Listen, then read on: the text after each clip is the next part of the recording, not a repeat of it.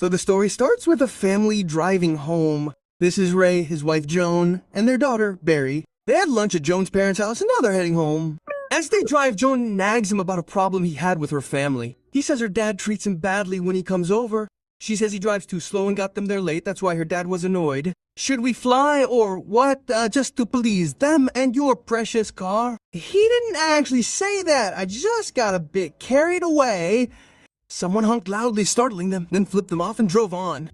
Ray was a very nice guy. He ignored it completely, let it go, and tried to make peace with his wife. Let's make everything okay, and when we get home, we'll order a pizza, the three of us, and keep celebrating. Joan was a pain, nothing pleased her. If you're trying to fix things, forget it. We haven't been good for ages. Just take me home and be done with it.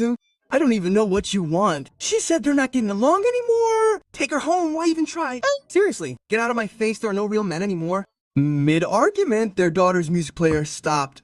Joan asked Ray if he brought batteries. He said no. She got annoyed. Again, you're really pushing it. He pulled into a gas station to buy some. Joan took their daughter to the bathroom, and he went into the gas station store to buy batteries and some drinks. He didn't like the look of the woman working there. He grabbed 2 small bottles of soda coffee, wipes, and 2 batteries for his daughter. He pulled out his card to pay, but she said they only take cash. He checked his pockets and found he only had enough money for 2 items. He put back the drinks. He took alcohol, something else instead of soda and coffee, and went back to the car. The girl and her daughter also went back. Our friend, unaware, told her he didn't have cash to pay for the hotel, so she'd keep nagging. She said she couldn't find it. Just as they were about to leave, their daughter said she lost her makeup mirror. Add this to the list, she's been doing makeup for 5 years still. Every day I wake up with a mess in the bed. Her mom got out and went back to the bathroom. The brat wouldn't stay still. Her dad was looking when she looked up and saw a balloon. It was heading towards that spot. There was a big hole there with iron, cement, and the girl was heading towards the balloon. She heard a noise behind her, turned around, and found a big dog standing there. I told you it froze her blood. Her dad couldn't yell because he was so scared. She kept backing away. The dog was determined to get her. She finally managed to scream for her dad. When he looked and saw her at the edge of the hole and the dog standing there, he was shocked. He ran, picked up a rock, and threw it at her to scare it away, but before he could reach his daughter, her foot slipped and she fell into the hole. And when he tried to grab her, he fell in with her, hitting his head on the ground. After a short while, he woke up to his wife's voice waking their daughter. Our friend was devastated. His wife was yelling at him, and he was in shock. I'm the reason my daughter's dead. He didn't come out of that state until his daughter woke up and he made sure she was still alive. She had a real bite on her shoulder. His wife wanted to call an ambulance, but he wouldn't let her. He told her there was a hospital on the way, not too far, and he took her in the car and floored it. He kept speeding. The car he arrived in was speeding. His daughter's sick, there's only rest and good things. After a short while, he arrived at the hospital, let his wife take their daughter, and went to the reception. This hospital was packed today. They wanted to see her. They asked him to let his daughter in. Our sister told me, stand your ground with your brothers. My daughter's hurt. Stand. He sat next to his wife, heard her say, woe is me, you're useless. If you were a man, you'd find a solution. Good for you, brother. If I were you, I'd disappear. She kept pressuring him. He went back to reception. My sister, my daughter's broken. She needs to see a doctor. He filled out the form, waited his turn. I thought this was public. She took the form. As he filled it out, he heard her say on the phone, we have another 15-year-old. Her brother overheard. She took the form, sent it. When he returned, his daughter was asleep, his wife calmer. She apologized for what she said, and she gave him his daughter's scarf. They laughed about the way they argued on the way to the hospital. Then his wife felt thirsty. He got her a drink. On his way back, he saw the doctor with an ambulance worker. Someone got out, they took him in. The doctor gave him a bag like he was transporting organs and took juice from him. God knows what was in that juice. He watched, then gave his wife the drink. After waiting, it was their turn. Before seeing the doctor, they had to answer questions. Allergies, blood type, and more. They found it strange. Then they asked them to register as organ donors. The mother refused. When she insisted, she moved on to the next question. Are you married?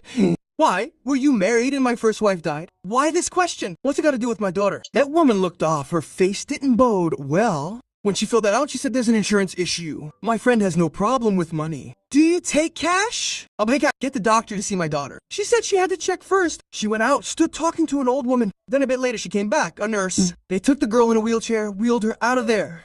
I heard that woman telling someone on the phone about my daughter's description. All he cares about is the doctor seeing her. Didn't pay much attention. They took her to a room. After a short while, the doctor joined them. His name was Brathiam. He checked the girl's arm, found it broken, said she needed a cast. Her mom checked her eyes, ordered the nurse to give her painkillers, asked them to come with him. What can I tell you? The girl seemed fine, but the pupil in her eye wasn't the size it should be. We definitely need a head scan. "The scan is a bit pricey." He replied, "Nothing's too expensive for his daughter. Just do the scan, I'll pay for everything." "Oh, you fool, son. You go there with just a cold, you'll end up with gallbladder surgery." Anyway, a nurse came, lifted the girl in a chair, and they moved to a room to do the scan. Hospital rules said only one person could go with the patient. Of course, he'd let his wife go. He told her he'd wait for them in reception when they were done. He let them go with the nurse. He stood there until he saw the floor they went down to. He went out and sat in reception. He was tired, covered his head, and slept. He didn't wake up until morning. He was annoyed. Oh, all this time, and they still haven't come out. He went to the bathroom. As he washed his face, he found a bandage on his... He didn't remember when or who put it there. He didn't pay much attention. He finished washing his face and went to reception asking about his wife and daughter. The staff and doctors had almost completely changed shifts. The night shift left and the morning shift came to work. He asked the receptionist, Sammy, about his daughter, but she said they hadn't received information about the new patients from last night yet. "Okay, what should I do?" "Wait a bit, and if they've been admitted, they'll come out soon." He had no choice. He sat down and waited and waited and waited. When nothing happened, he went back to her. "How can I help you, sir?" "I think you forgot. My daughter went in and hasn't come out yet." "What's her name?" He gave her the name. She entered it into the system while he watched. "It says we don't have anyone by that name." At that moment, he started to get worried. "Are you kidding me? I registered her myself." She started looking through the records. The records are entered into the system every morning and the papers are thrown away. Check the system again. She re-entered his daughter's name. She's not there. Maybe they registered her with her insurance number. "Give me your number and I'll search." He said they didn't even accept the insurance. "I paid all the costs in cash." When she heard this, she was confused. "Cash? Sir, we don't do that here. Ask someone else." "I told you my daughter went for a scan and she's not here." She said, "Sir, we checked." He slammed his fist on the counter, startling her. She grabbed the phone, furious. The blow to his head started bleeding. She contacted someone who confirmed that there was no young girl with that name in the scan. "What? Are you messing with me? Where did you take my family?" He turned around and saw a nurse opening the door. He rushed in, searching for them, running around the room where Dr. Barada had examined her. The security guard came to him while he was saying, "My daughter went in and hasn't come out." The security guard was trying to get him out, and in the middle of this, the guy went to the doctor. I called him Lucado. Calm down, calm down." He asked what happened. He told him the whole story. "My daughter came here for a session with Dr. Bradium, then he sent her with a nurse for a scan, and I haven't seen her since." He took the doctor's name, started looking for his daughter, but he couldn't find anything either. Then he looked up and saw the nurse who brought her to this room. "That's her doctor. She's the one who brought us here." The doctor was very nice to him. "Calm down, sister. Do you know this man?" "Yes, I know him. He's our friend." Hearing this, our friend was overjoyed. Finally, someone confirmed he was here all day. He asked the doctor what he was doing. She's saying he brought his daughter and broke it. He was shocked by what she said. "I wish the blow had hit my head instead." And then at that moment, he attacked him. "Bring me my daughter." When they saw he was out of control, they sprayed security cleaner in his eyes, restrained him, and the nurse gave him a shot of sedative. They took him to a room, locked him in to wait for the doctor. But our friend wasn't going to give up that easily. This was about his daughter. That day he'd had a winners. He felt the sedative starting to work, but he was frantically searching the shelves for something to wake him up. He looked here, he looked there. In this cabinet, he found a box of adrenaline. He grabbed one, injected it, but it didn't do anything. He grabbed two more. As soon as he injected them in his leg, he was on fire. All that dizziness turned into energy. He could see the world speeding up. He grabbed the towel, wrapped it around his hand, broke the glass of the room, opened the door, and went out. Even though the adrenaline woke him up, he was still a little dizzy, and everything looked blurry. He reached a room that looked like it could be where his daughter was. He looked here, he looked there. In one of them, he caught him red-handed with the nurse who took them for the scan, and he was beating him up. Hearing the security coming, begging the security coming, begging for... He bolted, and the guard chased him, saw him heading for the hospital's back door. The guard followed, but he vanished. He searched, couldn't find him, and went back. The guard didn't move, went to his car. Our guy was stressed, wrecked, scared, didn't know what to do. The hospital says you didn't bring your wife and daughter, and he has no proof. In his car, thinking, he sped off to the cops. They were chilling when he cut them off. "Stop! What's wrong?" He showed his ID, explained everything. He said he was at his in-laws on the way home. His daughter hurt her hand, brought her here. Now they say he didn't. The cops checked his ID. He showed them a picture of his wife and daughter. They went with him. The receptionist called someone, said he's back. The cops smelled. The guard was about to rant, but the cops were on it. "He can't arrest you. Tell me, where did you last see your wife and daughter?" They took them to Ward 9, then the scanner room. The guard tried to interfere again, but the cops stopped him. They took him to the room he mentioned. They arrived, found Dr. Legado still there. He's the one who ordered them to drug me and lock me up. "Doctor, this man says he brought his daughter for treatment, and now she and his wife are gone." Legado denied it. "I wasn't working this morning." The cops asked the receptionist. She confirmed Dr. Bradium examined his daughter. More to come. Trot, the driver brake, took her for the x-ray, and that was the last time I saw her.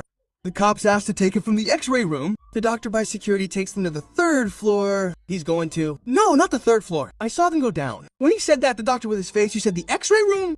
Yes, the x-ray room is on the 3rd floor. The doctor took them to the 3rd floor. They checked the scanner. The last scan was with SD in the morning. So his daughter didn't even come to the scanner room. And he's telling this to the police. They told him, "Doctor, come explain what happened." They went down and found him waiting for them. Our friend saw him and almost jumped for joy. "You scanned my daughter this morning. Tell them here, they'll be shocked by their lies." That he came alone, hit in the head. And when the scan was done, he said he'd wait for his wife. My dad let him sit in the waiting room. The police heard my dad and didn't understand anything. "You said your wife to us." "I named her Joanna." "Yes, Joanna? My first wife died years ago, and this doctor did something to my wife Joanna and my daughter. Now he's bringing up my first wife to make me look crazy." He asked to see the security footage. They let him, but a lot of it was missing. But the police asked them, and they said they record for 30 seconds, then stop for 30, sometimes longer. They went back to the room the doctor searched, and he smelled the bed she was sleeping in. He found her scarf on the floor. At that moment, he was sure he was right, but he couldn't prove to the police that the scarf was his daughter's. The hospital wanted to prove he was mentally ill. They brought in a psychiatrist who works with him to assess him. To prove he wasn't crazy, he needed to talk to a doctor. She went into the room with him, leaving his wife and daughter he's looking for, and started talking about his dead wife.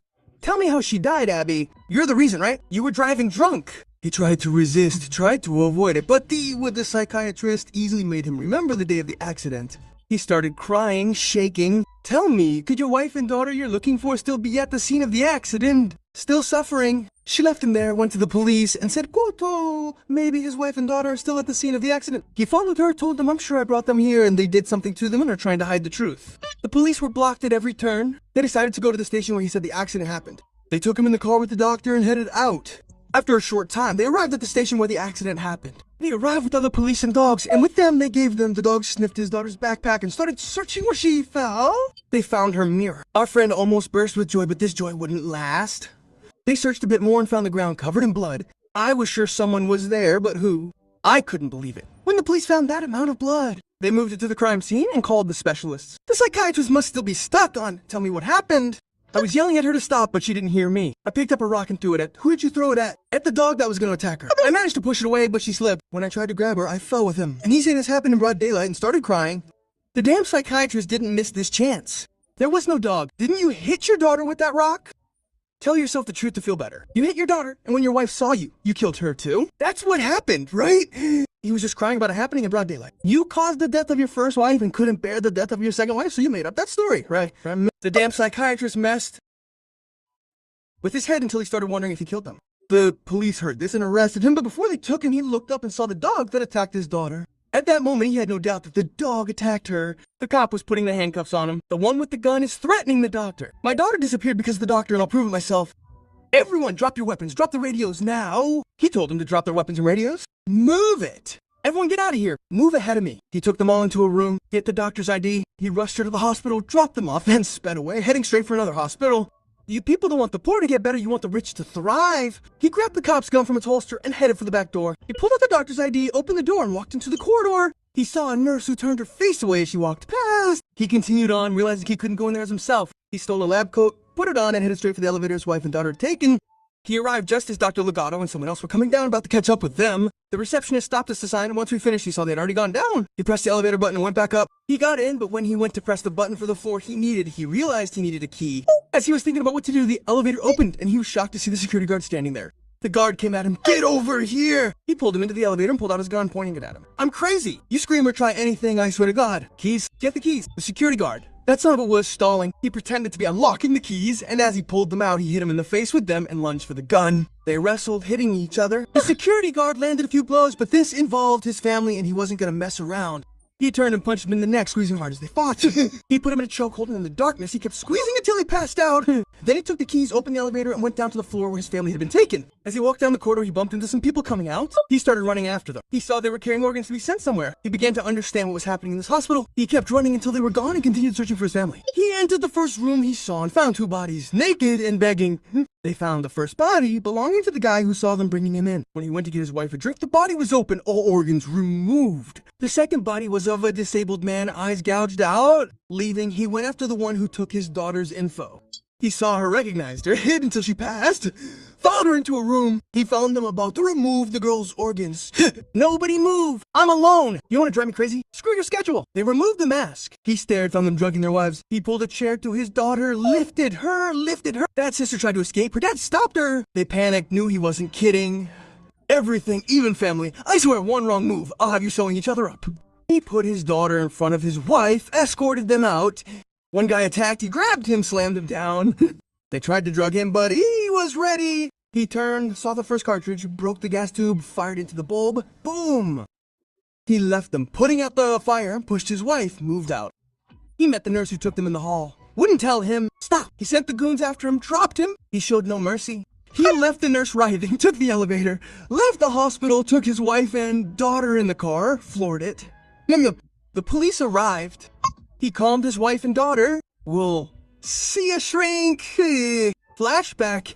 Is our friend really sick? Was everything he saw unreal? The organ donor's van was just a regular car. The bodies he saw cut open were of people who had already died. As for the guy who saw his daughter, he was sick and the doctors were operating on him. That's why they didn't let him know what really happened to his wife and daughter. I'll tell you, everything the psychiatrist said was true. When his daughter fell, she landed on her head and died instantly. As for his wife, she was already bad news. She came and found her daughter dead and started hitting him and screaming at him. He just snapped. He pushed her and grabbed a hammer and finished her off. After all that happened, he couldn't bear to lose his family a second time. His mind started imagining what happened and blaming other people who had nothing to do with it. At that moment, he was still on the road with the boy who works at the hospital, imagining his wife and daughter on the road. Then, in a flash, his memory returned. He remembered everything that happened, and he turned the wheel, flipping the car. And here we have reached the end of the story. If you liked it, don't forget to like, comment, subscribe, and share with your friends.